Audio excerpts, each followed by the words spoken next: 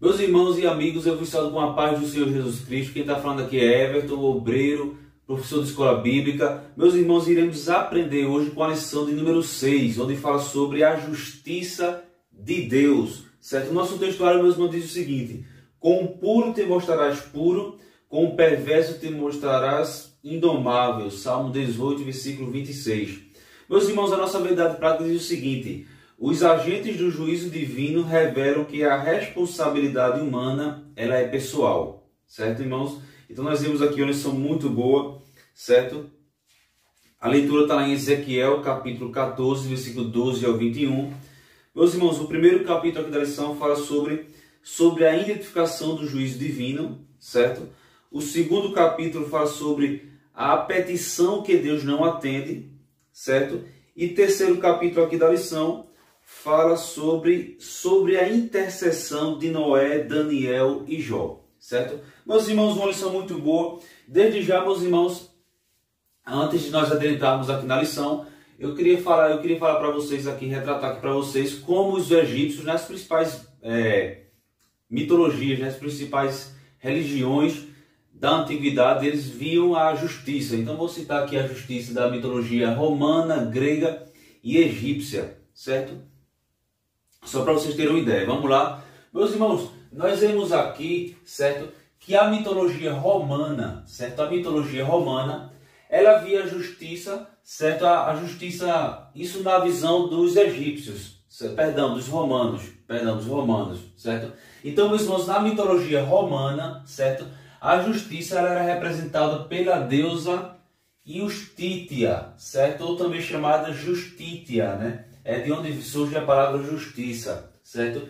Iustítia ou Justitia, certo?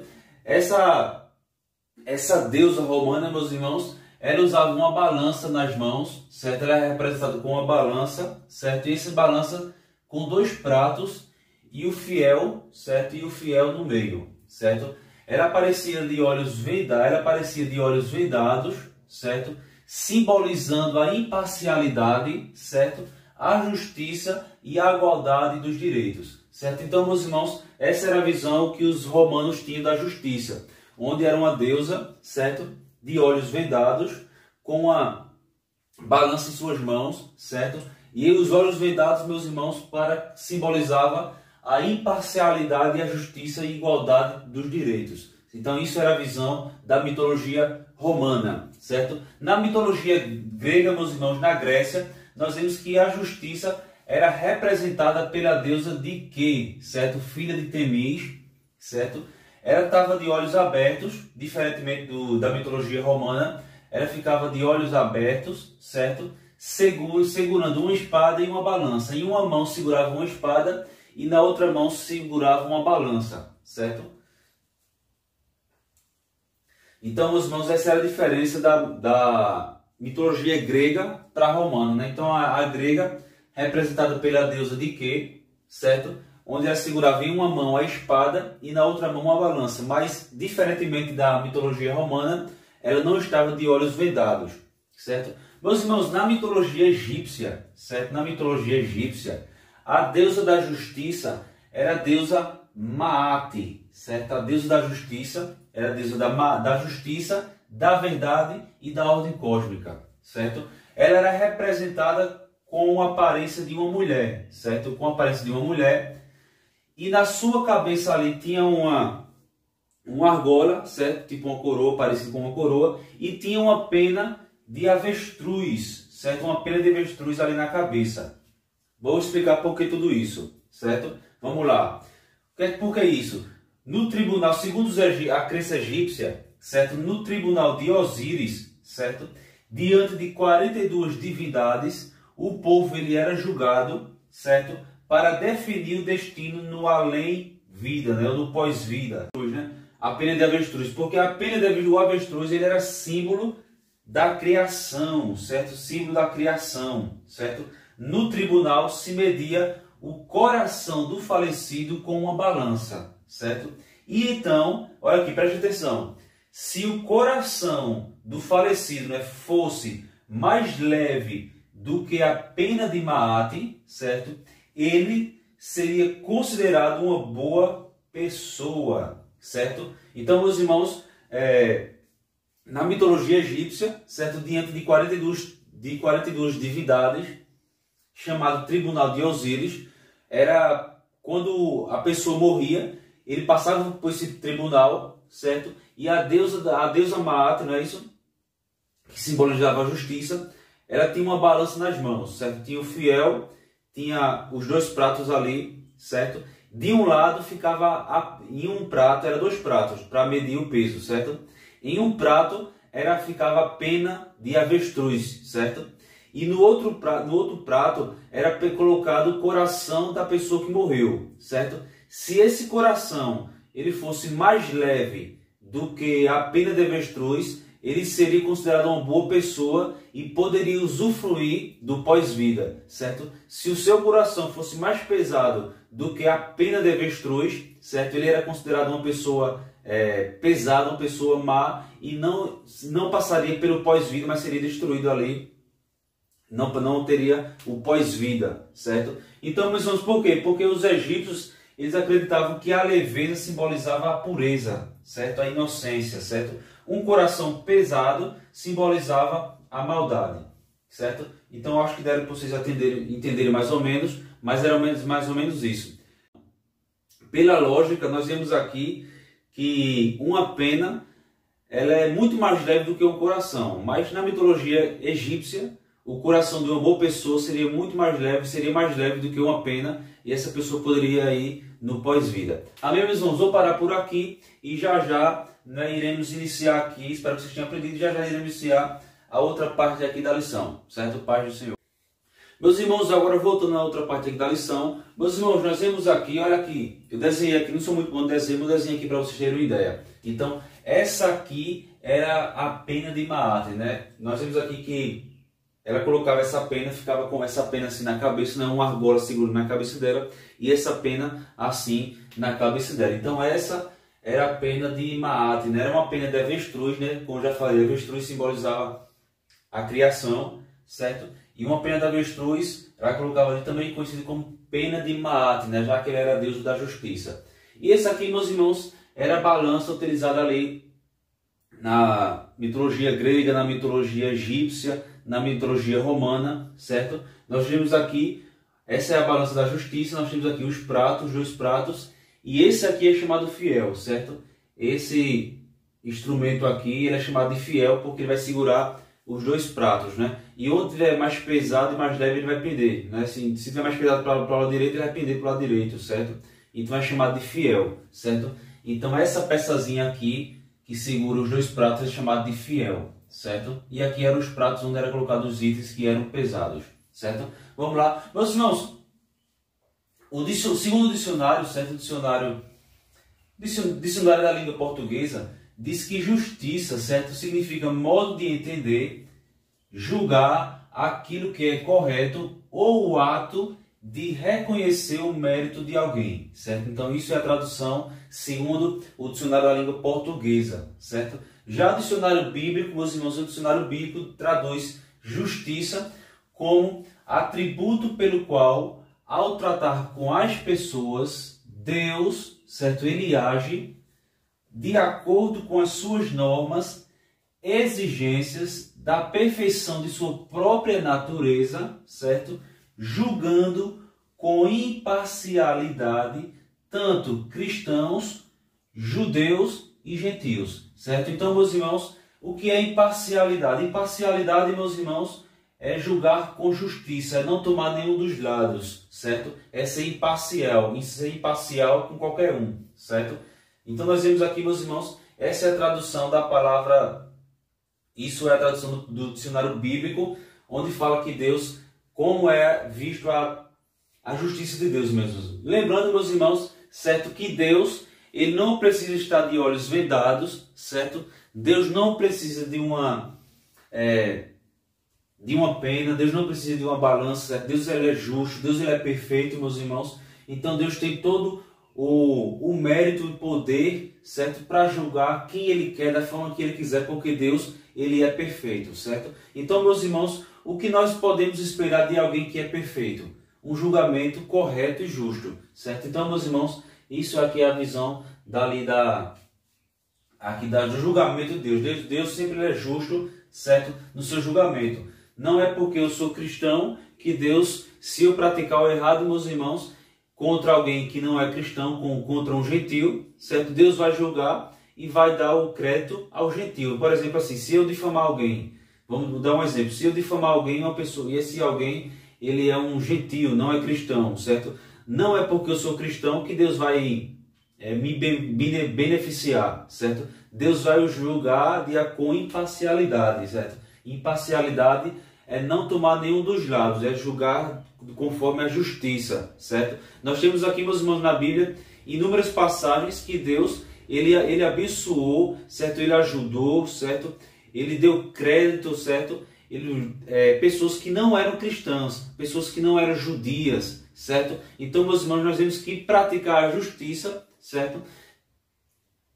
Vendo que a justiça vem de Deus, então Deus ele vai abençoar, né? Nós temos aqui o caso daquele centurião, né? Cornélio. Ele não era cristão, certo? Mas ele praticava a justiça, dava esmola, e mesmo assim, não sendo cristão, orava ao Deus dos céus. Então Deus julgou que ele também fosse evangelizado, certo? Pelos apóstolos, certo? E ali fosse batizado e fizesse parte ali do corpo de Cristo. Então, meus irmãos, onde tiver uma pessoa sempre praticando a justiça, Deus vai olhar para ele ou para ela, Deus vai, uma hora ou mais cedo ou mais tarde, o evangelho de Cristo vai alcançar aquela pessoa, porque Deus é justo. Meus irmãos, vocês lembram que na lição passada nós estudamos sobre o anjo escrivão, certo? Olha aqui a justiça de Deus, onde Deus iria marcar, certo? Aquelas pessoas que eram fiéis ao Senhor, para que elas não tomassem o mesmo rumo dos incrédulos, né? Dos infiéis. Então nós vemos aqui, meus irmãos, a justiça de Deus, certo? Olha aqui, meus irmãos, outra passagem aqui. Se houvesse 10 justos, certo? 10 justos em Sodoma e Gomorra, ela não seria destruída, certo? Então nós vemos aqui, meus irmãos, a justiça de Deus, certo? Olha aqui, meus irmãos, a ira divina nunca acontece sem aviso prévio. Vocês podem também ler aqui Lucas capítulo 21, versículo do 21 ao 24, certo? Meus irmãos, adentrando aqui no capítulo 1, onde fala sobre o juízo, né? Do juízo divino, nós vemos aqui, meus irmãos, que primeiro vem o aviso, certo? Vem o aviso da parte de Deus, certo? Como ele fala aqui, olha, a ira divina, certo? Nunca acontece sem aviso prévio, certo? Então, primeiro, se vem o aviso, certo? Não havendo arrependimento, vem o juízo, certo? Vocês podem conferir lá em Jeremias, no capítulo 38, versículo 17 e 18, certo? Nós vemos aqui, meus irmãos, que só o arrependimento, certo? Somente o arrependimento total da cidade poderia livrá-los da ira divina, certo? Nós vemos aqui, meus irmãos, o único remédio, certo? Para ajudar seria a redenção, certo? Então, meus irmãos, somente o arrependimento total da cidade poderia livrá-los da ira divina. Como não houve arrependimento, meus irmãos, veio o juízo. Olha aqui, vocês lembram da cidade de Nínive, certo? Jonatas capítulo 3, versículo 10, diz que Deus iria julgar toda aquela cidade ali, certo? Toda aquela cidade por conta dos seus pecados. E nós vemos, meus irmãos, que quando Jonas ele falou ali do juízo da parte de Deus que viria, a Bíblia diz, meus irmãos, que toda a cidade, certo? Do rei ao mais pobre, toda a cidade se rendeu ao Criador. Então, meus irmãos, em vez de juízo, certo? Deus não mandou juízo porque a cidade se arrependeu. Então, meus irmãos, nós podemos chegar à seguinte conclusão, que se Judá, certo? Que se Judá tivesse se arrependido, meus irmãos, toda a cidade, eles alcançaria a redenção da parte de Deus. Como não houve arrependimento, nós vamos estudar aqui nos capítulos posteriores que veio o juízo. Então, meus irmãos, vou parar por aqui, certo? Olha aqui, olha. O tempo já havia se esgotado para ajudar, certo? Deus deu um tempo para ver se houvesse arrependimento, para ver se ia haver redenção da parte deles, se eles iam se render à palavra de Deus através dos profetas. Como não houve, o juízo veio, meus irmãos. Então, eu vou parar por aqui. Já iremos iniciar outra parte aqui da lição. Meus irmãos, agora voltando na outra parte aqui da lição, meus irmãos, nós vemos aqui, olha, aí estudando o primeiro capítulo, certo, da lição. Olha aqui, quando a Bíblia diz o seguinte: quando uma terra, certo, pecar contra mim, contra quem? Contra Deus, não é isso? Quando uma terra pecar contra mim, contra Deus, será o profeta, será Deus falando com o profeta, certo?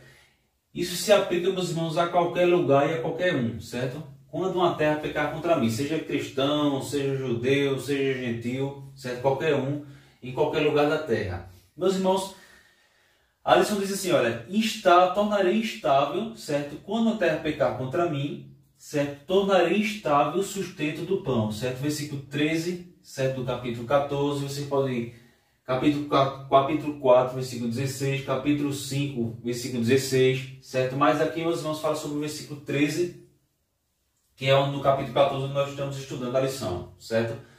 Vamos lá, meus irmãos, tornarei instável o sustento do pão, certo? Vamos lá, nós sabemos, meus irmãos, que o pão, ele é o básico, né? O alimento básico.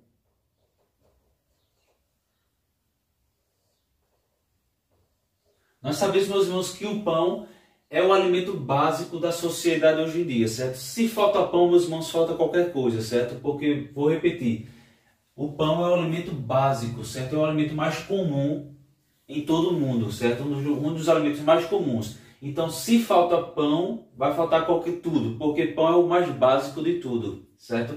Por isso Jesus diz assim, olha, por isso Jesus diz, eu sou o pão da vida, eu sou o pão, né? O pão da vida, né? Porque assim como o pão ele é o alimento básico para uma sociedade, para uma pessoa viva, né? Deus, ele espiritualmente, a palavra de Deus é um alimento básico, né? Para nos mantermos vivos espiritualmente, certo? Porque a palavra de Deus é a mente de Deus. Então, quando nós temos a palavra de Deus, nós estamos nos fortificando, nos alimentando espiritualmente, certo? Então, tornarei estável o sustento do pão. Lembrando que o pão é um alimento básico. Se falta pão, falta tudo, porque pão é o alimento mais barato, mais básico, certo? Da sociedade. Apesar que hoje a farinha de trigo está bem cara, né? Mas vamos lá. Meus irmãos, eu botei aqui o que é necessário para se fazer o pão. Primeiro, farinha de trigo, certo? Farinha de trigo, água, sal e em alguns lugares hoje se usa o fermento, né? Muitas vezes os judeus, eles não colocavam fermento ali, certo? No pão, certo? Então, meus irmãos, farinha de trigo, água e sal, pelo menos é isso, o básico, certo? Hoje também se usa muito o fermento e claro que tem outros utensílios também, certo? Vamos lá. Tornaria estável o sustento do pão. Vamos lá, meus irmãos. Eu botei aqui o que pode acarretar, certo? Uma crise econômica, né? Uma crise econômica, financeira, certo? Uma crise econômica financeira. Olha aqui, meus irmãos, vamos lá. Primeiro, falta de chuva ou chuva em excesso, certo? Tanto falta de chuva como chuva em excesso. Terremotos, furacões, guerras, pestes. Nós vimos, irmãos, que tudo isso aqui, muitas cidades já foram devastadas, não é isso? No Haiti, né? A nação do Haiti ela se tornou muito pobre, ele já era pobre, se tornou mais pobre ainda, meus irmãos, porque lá teve sucessivos terremotos, certo? Muitos países passaram por dificuldades financeiras por conta de terremotos, de furacões, de guerras, certo? E pestes, que também podem ser traduzidas como epidemia, certo?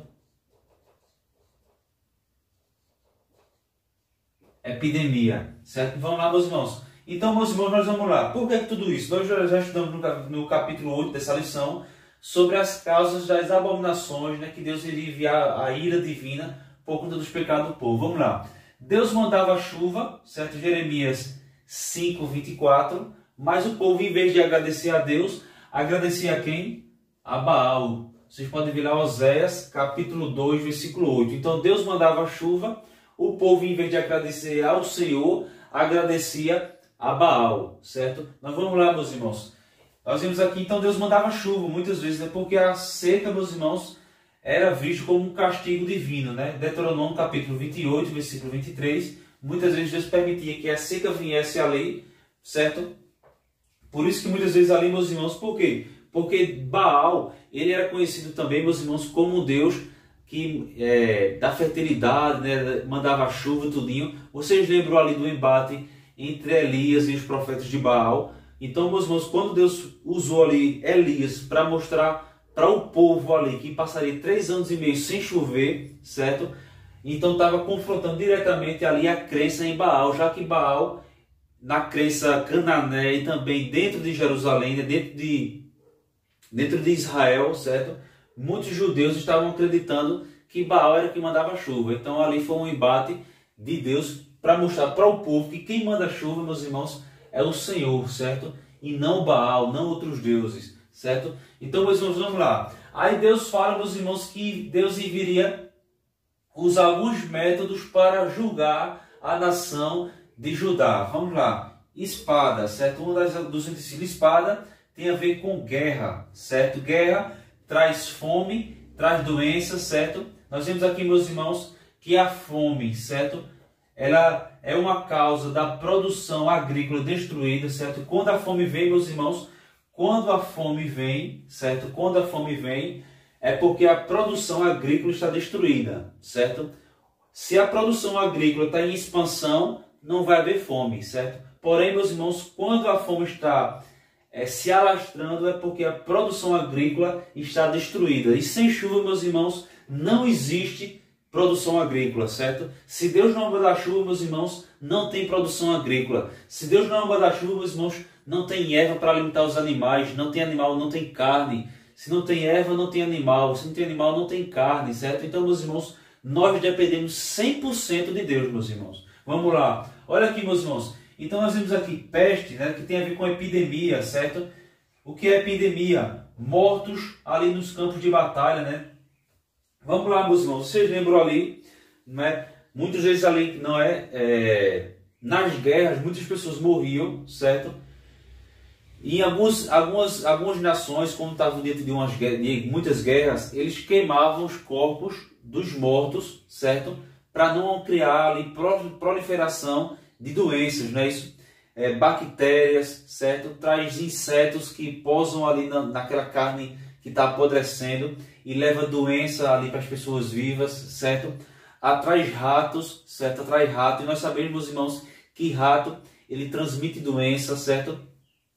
Tem uma doença agora, né, que a urina do rato, quando bate na água, né, se uma pessoa ter contato com aquela água, vai contrair doença, né? Ela chama, né, leptospirose, né? Leptospirose. Acho que é mais ou menos assim. Tem, meus irmãos, vocês lembram também da peste negra, certo? A peste negra não era uma doença passada pelo rato, certo? E matou milhões, certo? Mas era uma pulga que tinha no rato, certo?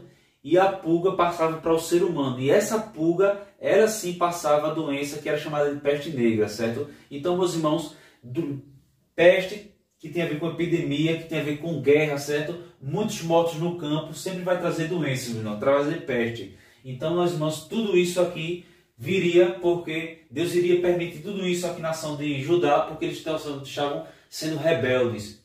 Agora vamos lá, olha aqui, some isso. Versículo 13 fala sobre fome, certo?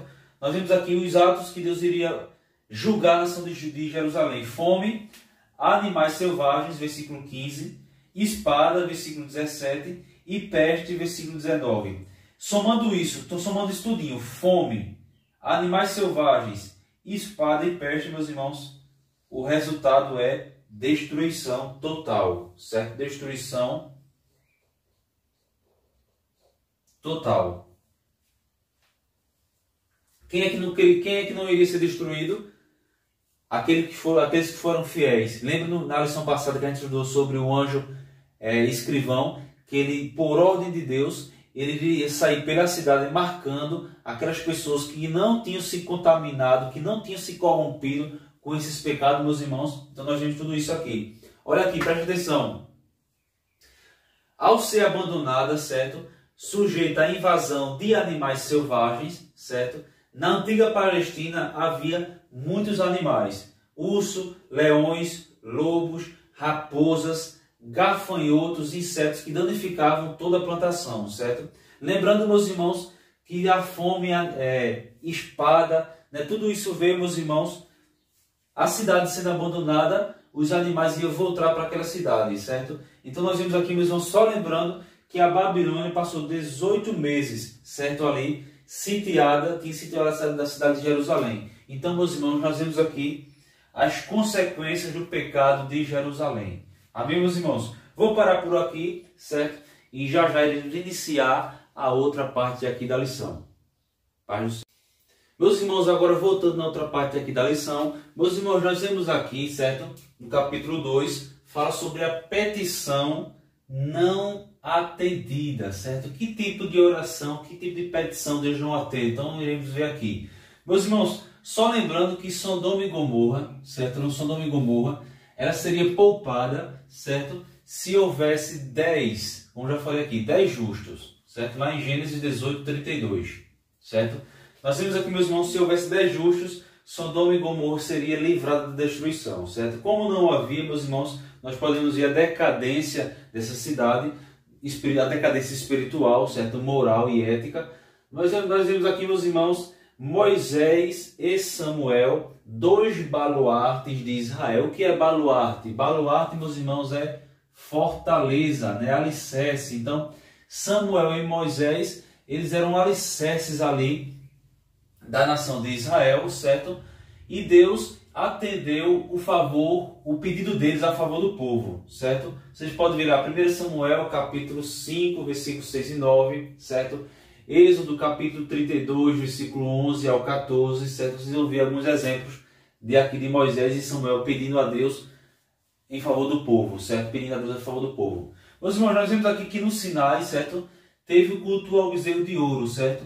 Por intercessão de Moisés, olha aqui, como aqui, ó, tá vendo? Por intercessão de Moisés veio o perdão. Êxodo 34, versículo 10. Então, meus irmãos, Moisés e Samuel, eles eram 2 baluartes, certo? De Israel. Baluarte, fortaleza, significa fortaleza e alicerce. Então, Moisés e Samuel foram 2 alicerces ali de Israel, certo, meus irmãos? Vamos lá, meus irmãos. Olha aqui. Rebelião. Rebelião traz apostasia, certo? Rebelião traz apostasia traz juízo, certo? Então, o juízo viria de qualquer forma, meus irmãos, por conta dos pecados do povo, né? 2 Crônicas, capítulo 36, versículo 15 ao 16, certo? Meus irmãos, aqui, olha, em Jeremias, capítulo 15, vamos ler aqui. Jeremias, capítulo 15, nós vamos ver aqui, Jeremias, capítulo 15.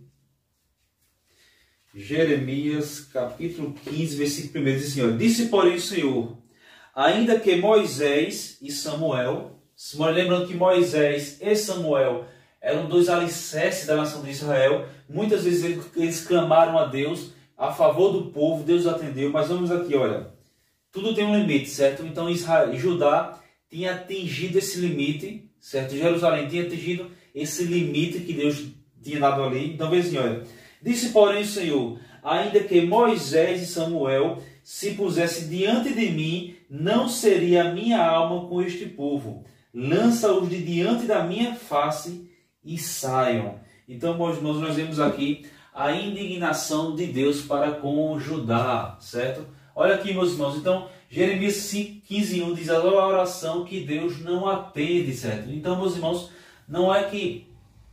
Nós vemos aqui, meus irmãos, que a indignação de Deus era tão grande que ainda que Moisés e Samuel, né, que eram duas pessoas justas diante de Deus, Deus disse assim, olha, ainda que Moisés e Samuel me clamassem a mim, eu não os atenderia, porque o pecado de Judá, de Jerusalém, tem chegado a um limite que eu não posso mais tolerar, certo? Então, meus irmãos, nós vemos aqui, olha, quando o pecado, certo? Quando o pecado passa, certo? Passa de todos os limites, o Senhor não ouve, certo? Então, passou ali de todos os limites. Olha aqui, meus irmãos, o pecado, olha aqui, olha, o pecado não perdoado gera morte. Então, como Deus não perdoou a nação de Jerusalém por conta dos seus pecados, certo? Porque eles não quiseram, então pecado perdoado, pecado não perdoado gera morte. Vocês podem ver aqui, 1 João capítulo 5, versículo 16. Vamos ler aqui, João 5,16, 1 João. 1 João, certo? 1 João, capítulo 5, versículo 16. Se alguém vir a seu irmão cometer pecado que não é para a morte, orará, e Deus dará vida àqueles que não pecaram para a morte. há pecado para a morte, e por esse não digo que orem. Certo? Então, meus irmãos, nós vamos ver aqui. Então, vamos lá. Meus irmãos, a apostasia, o que a gente falou sobre a apostasia aqui, certo? A apostasia aqui. Nós vimos aqui, meus irmãos, o que é apostasia? Apostasia é negar a fé antes defendida. Eu defendi a minha fé e hoje eu já não defendo mais. Eu critico ela, eu sou contra ela. Então é um apóstata, é uma pessoa que pratica apostasia, certo? Então a apostasia tinha dominado ali Judá, certo?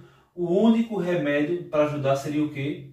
O juízo, certo? Então a apostasia tinha tomado conta ali de Judá e o único remédio para essa nação seria o juízo, certo? Vamos lá. Meus irmãos, agora nós vamos iniciar aqui o capítulo 3 aqui da lição, onde fala sobre a intercessão de Noé, Daniel e Jó. Ele tem 3 tópicos. O primeiro diz assim, porque o povo rejeitou os profetas, que é uma pergunta, certo? O segundo, Noé, Daniel e Jó, porque esses 3 justos. E terceiro, o profeta Daniel. Vamos lá? Então, sobre a intercessão não atendida, certo? Sobre a intercessão de Noé, Daniel e Jó. Vamos lá, meus irmãos. Meus irmãos, nós vimos que diante dos pecados de Jerusalém, do povo, não tinha mais volta, certo? O juiz teria que vir, certo? Da parte de Deus. Vamos lá, meus irmãos. Olha aqui. Tinha um ditado popular, certo? Um ditado popular ali para os israelitas, né? Que é o seguinte, que ditado popular seria esse? Vamos lá, olha aqui, olha. Deus, ele tolera o pecado do povo, certo? Isso era um ditado popular, certo? Não estava na Bíblia. Era um ditado popular que corria ali no meio dos israelitas, né, dos judeus. Que Deus, ele tolera o pecado do povo, certo? Por causa dos justos da cidade. Vamos lá. Isso era uma crença popular, certo? Deus tolera o pecado de um povo, de uma nação, certo? Por causa dos justos. Eles se baseavam nisso, meus irmãos, lembrando aqui de Sodoma e Gomorra, né? Vamos lá, se 10 justos, certo? Livrou Sodoma e Gomorra, certo? Livrou Sodoma e Gomorra. Certo? Se 10 justos livrou Sodoma e Gomorra da destruição, certo? Por que destruir Jerusalém se havia muito mais justos ali na cidade? Gênesis 18:32 fala sobre aqui Sodoma e Gomorra. Vamos lá, meus irmãos. Se 10 justos livrou Sodoma e Gomorra, certo, da destruição, por que Deus iria destruir Jerusalém se havia um número maior de justos? E aí, meus irmãos, isso é uma pergunta. É bom até você fazer essa pergunta na sua classe, certo? Se Deus livrou Sodoma e Gomorra, se Deus livraria, não livrou, né? Porque não havia. Se Deus livraria Sodoma e Gomorra da destruição, se houvesse 10 justos, certo? Por que Deus iria destruir Jerusalém, a cidade eleita? Por que Deus iria destruir o templo, certo? Feito por Salomão ali, certo? Onde habitava ali a Arca da Aliança, se havia mais justos. Realmente, meus irmãos, de fato, o número de justos ali em Jerusalém, nessa época, era maior, lógico. Tinha muito mais justos ali, pessoas justas, né? Nós vimos aqui Jeremias, né? O próprio Jeremias, né? O próprio Ezequiel, o próprio Daniel, né? Os seus 3 amigos, né? Então tinha muitas pessoas ali justas, né? Não tinha poucas. Porém, meus irmãos, Deus teria que pôr um ponto final ali, certo? Nessa apostasia que estava em crescimento, certo? Lembrando, meus irmãos, que os justos seriam marcados pelo anjo escriba, né? Para que não sofresse ali o dano da morte ali junto com os infiéis. Mas é uma boa pergunta você fazer essa classe, né? E vou parar aqui e já iremos iniciar a outra parte aqui da lição. Então, meus irmãos, vamos lá. Vou parar por aqui. Meus irmãos, agora voltando para terminar a lição aqui. Meus irmãos, nós vemos aqui, olha, a gente falando aqui no 3º capítulo. Qual é mais seguro, meus irmãos? Qual é mais seguro? Confiar no Senhor, certo? Ou confiar na sua própria justiça? Qual é mais seguro? Nós vimos aqui, meus irmãos, que Judá, certo? Judá, eles acreditavam na sua própria justiça. Se Deus livraria, na verdade, se Deus livraria Sodoma e Gomorra, se houvesse 10 justos, como em Judá tem muito mais justos, Deus não vai permitir que um povo pagão venha e destrua a cidade e o templo. Então essa era a crença, eles acreditavam na justiça própria, certo? Mas a Bíblia diz, meus irmãos, no Salmo 125, certo? Bem-aventurado os que confiam no Senhor, que eles serão como o monte Sião, que não se abala, mas permanece para sempre. Salmo 125. Então nós vemos aqui, meus irmãos, que nós devemos confiar no Senhor, que fez os céus e a terra. Olha aqui, meus irmãos, o povo confiava na justiça humana, certo? Confiava no templo, confiava na cidade, né? E tiveram um triste fim. Ah, Deus não vai destruir a cidade porque tem muitos justos aqui na cidade. Ah, Deus não vai destruir a cidade, o templo, né, que tem a Arca da Aliança, né? Deus não vai destruir a cidade eleita. Eles confiavam nisso, né, na cidade, no templo, né, na justiça própria, mas não acreditavam no Senhor. E vieram ali e tiveram um triste fim, certo?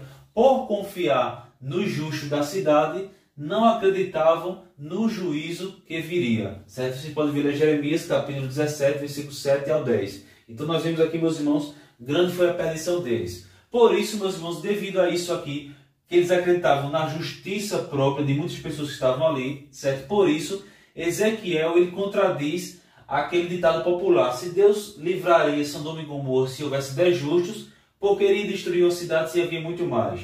Realmente existia muito mais, lógico. Mas nós vemos aqui, então, meus irmãos, aí Deus fala com Ezequiel, e Ezequiel fala para o povo: olha, ainda que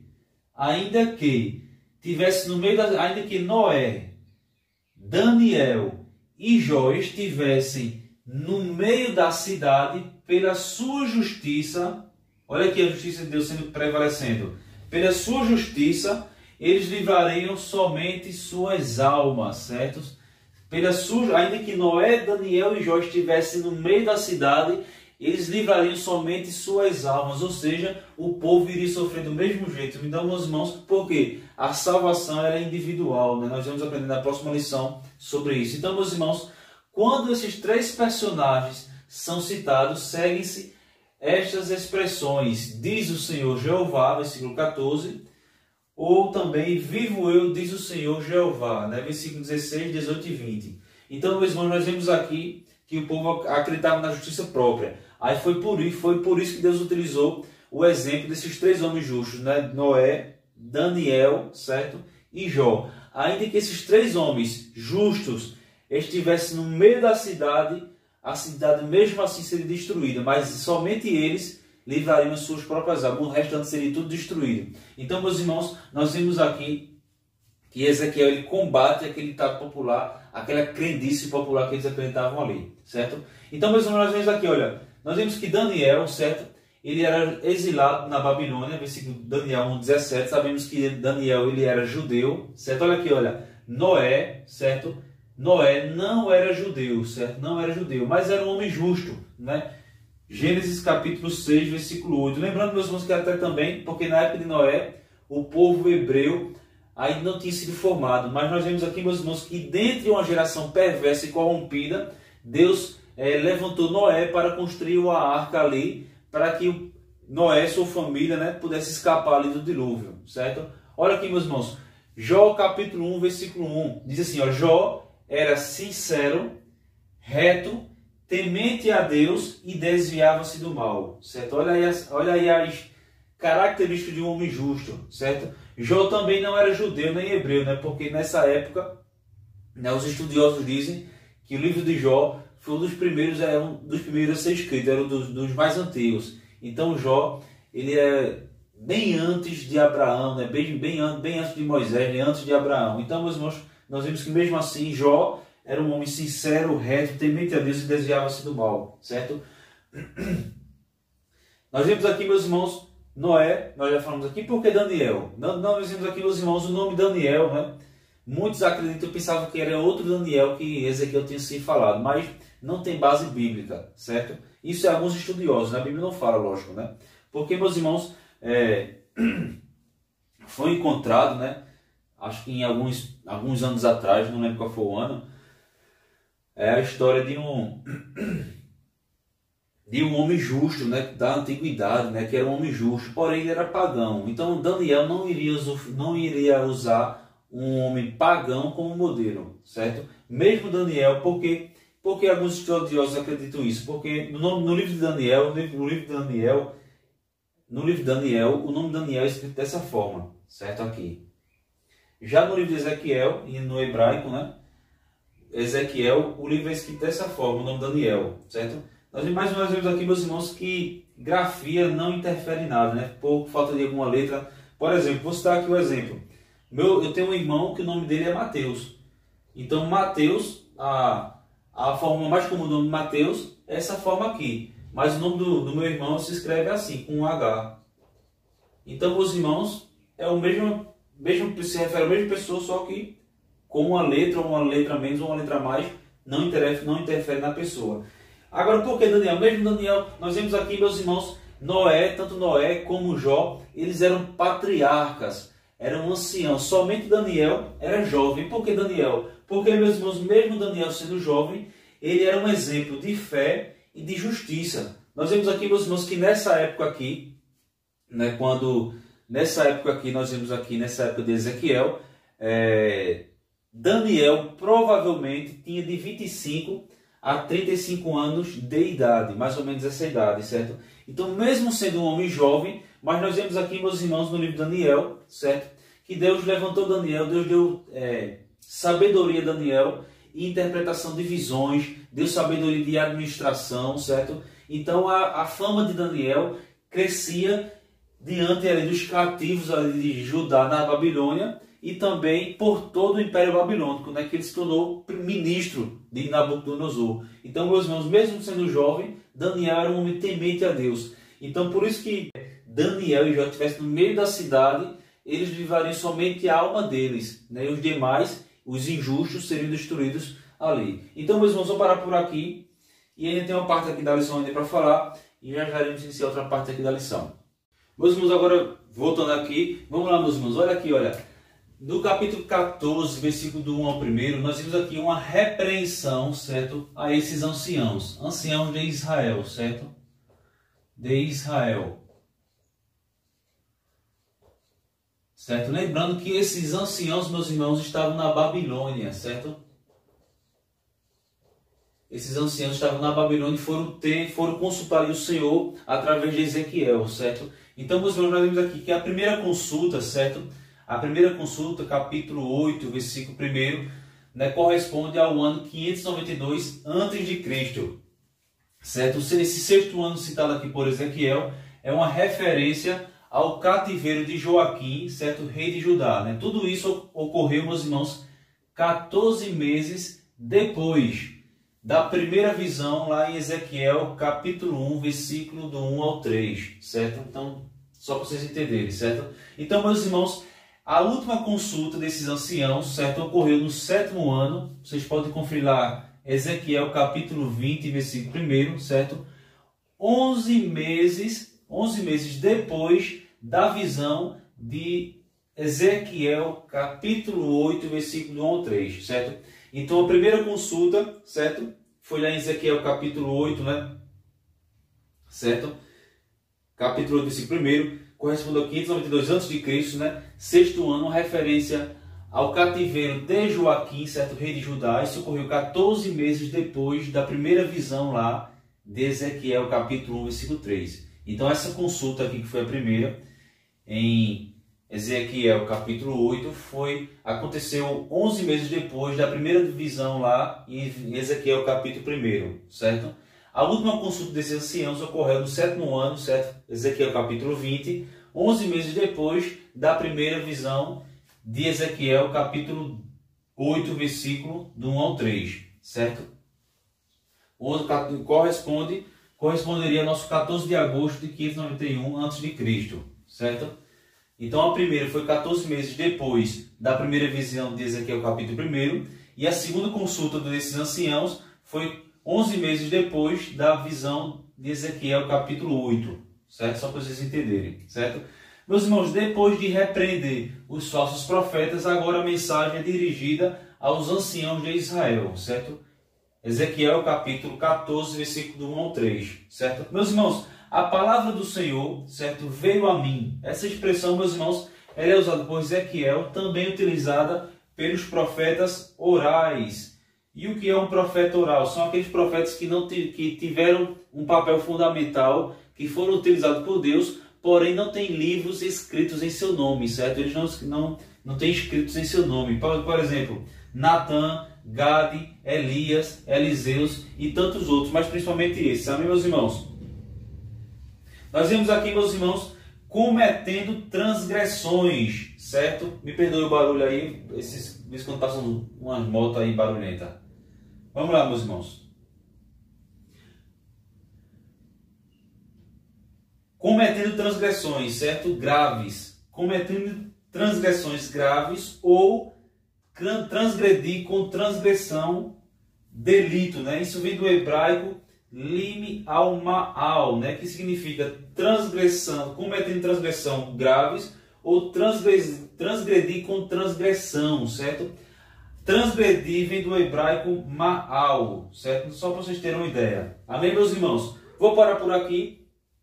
Espero que vocês tenham aprendido, né? Até a próxima lição. Paz do Senhor. E que você possa ter uma ótima semana na presença de Cristo. E que Cristo possa abençoar, né? Sua casa, sua vida e sua família. Amém? Paz do Senhor.